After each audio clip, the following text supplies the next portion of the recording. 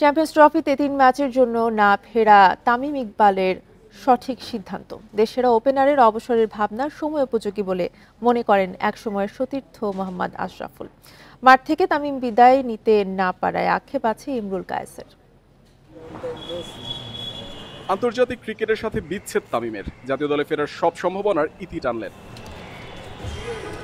দেশসেরা ওপেনারের বিদায় আবেগী সতীর্থরা।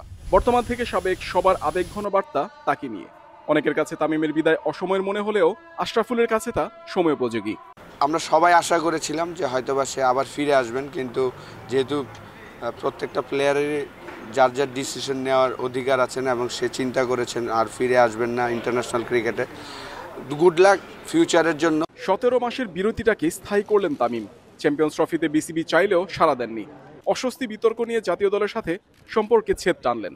3 ম্যাচের জন্য তামিমের না খেলার সিদ্ধান্তকে কার্যকরী মনে করেন আশরাফুল। যদি আপনি অ্যাটলিস্ট আরও 2-3 বছর খেলার প্ল্যান করেন তাহলে ঠিক আছে। ওই 3 ম্যাচের জন্য আসেনি, এটা আমি মনে করি সঠিক ডিসিশনই সে নিয়েছেন, যে এই সময় এসে 3টা ম্যাচের জন্য ফিরে আসাটা আমারও মনে হয় না যে রাইট ডিসিশন হতো। খারাপ সময় সতীর্থদের সাথে কষ্ট ভাগ করেছেন তামিম।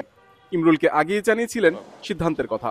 দেশসেরা ওপেনারের বিদায়টা মাঠ থেকে হলে ভালো হতো। পার্সোনালি ওর সাথে আমি যতবারই জিজ্ঞেস করছি ও আমাকে একই কথা বলছিল, দোস্ত আমি যে ডিসাইড করছি এটাই আমার ফাইনাল। আমি তাকে ডেফিনেটলি রেসপেক্ট জানাই তার সিদ্ধান্ত। এটা উচিত যে ডেফিনেটলি একটা মানুষ যখন দেশের জন্য 14-15 বছর বা 20 বছর সার্ভিস দেবে তাকে ওই সম্মানটা অবশ্যই দেওয়া উচিত। জাতীয় দলের পথ চলা থামলেও ঘরোয়া ক্রিকেটে আরো বছর দুয়েক খেলার পরিকল্পনা আছে তামিমের। মোহাম্মদ নাজিম, ইন্ডিপেন্ডেন্ট নিউজ, সিলেট আন্তর্জাতিক ক্রিকেট স্টেডিয়াম, সিলেট।